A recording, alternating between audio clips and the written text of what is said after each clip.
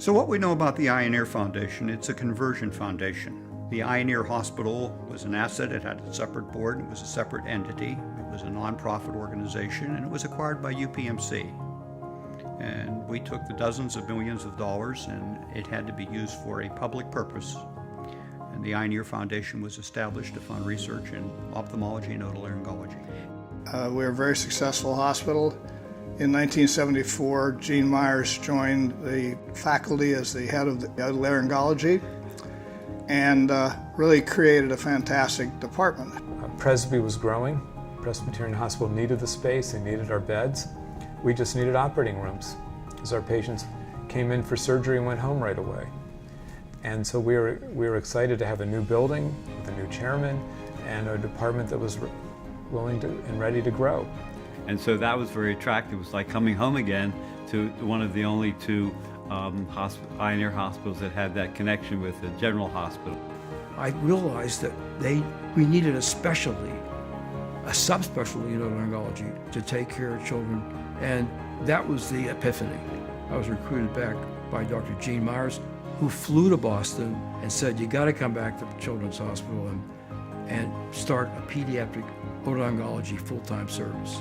And it grew tremendously. When I joined the department in 1982, there were probably 5 or 6 full-time people. And I can't count the number of people now. But Gene brought in the best and the brightest from everywhere, whether it was for research or clinical work, and he built a tremendous department. I think we had remarkable leadership. Gene Myers was remarkable, and he taught me how to help other people grow their careers and how important it was. And so over time, we've developed one of the biggest faculties in the country, and they're all really remarkably famous for what they do. Gene Myers' philosophy was, those who worked harder were treated well. And when Jonas Johnson joined the faculty, I treated Jonas the same way. I wanted to prove to them that I was worthy of their time and investment. His mission, and is Jonas Johnson's now, is that he wants to make people who are educators and researchers. And he really means it. I want to see people on podiums. I want to see you be partaking in different academic ventures with the Academy. It was really for the opportunity that I came to Pittsburgh.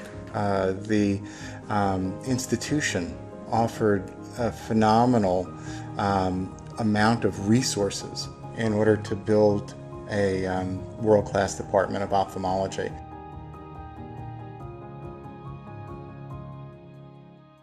But I think one of the really important things that brought me here is the Eye and Ear Foundation, actually. By going out and raising additional money, we are able to support a lot more research. And with the government cutting down research grants, it's very important. The Eye and Ear Foundation is one of the best kept secrets in Pittsburgh. It's an amazing organization and helps research and some clinical initiatives to a great degree. Eye and Ear's patient care these days is really leaps and bounds ahead. Not only the external things such as new drugs and new treatments, new devices for treatment of eye conditions, but the research that's ongoing is tremendous. So that sort of clinically directed research that ends up being basic and then translational is the type of research that I'm interested in promoting in the department. And fortunately, I've been able to recruit and nourish faculty that are interested in that same sort of thing. The Foundation's role is fundamentally different today than it was 30 years ago. 30 years ago, there was a robust NIH budget. We had one advantage because Dr. Blueston started very early at the time where you could get NIH research money. And today it's very, very hard to get a grant from the NIH to support you. So we really need agencies like the Eye and Ear Foundation to be able to help support us. The Eye and Ear Foundation now is about 30 years old, and of course I saw it through its primacy and to its development now. I think the foundation's in great shape now, and it has gotten stronger every year since Lonnie's been here. And we need to fund more research and play a bigger role as a foundation today than we've historically played.